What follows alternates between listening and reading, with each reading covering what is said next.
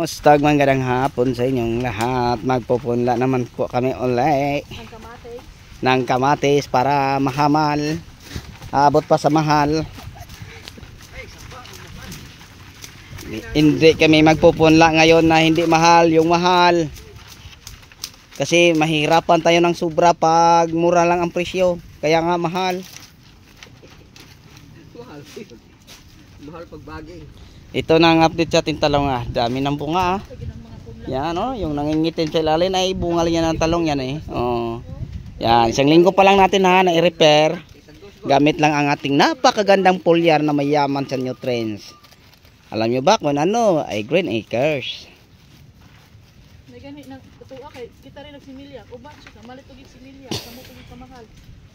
Ako ilang gasto. Ah, gamay ra man kayo punan silang circle karon sa ilang punla. 200,000. Punla lang eh pag sila punla to. Isa yung handler di Alan. Dagang taon lang Alan no. 8. Ang ilang taon? 8.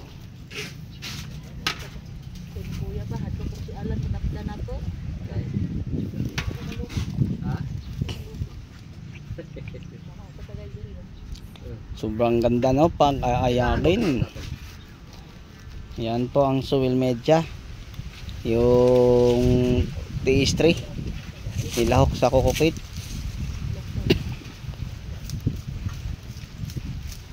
Ah, mau po na ila sige lang gapruning gihap lang kapuan oy.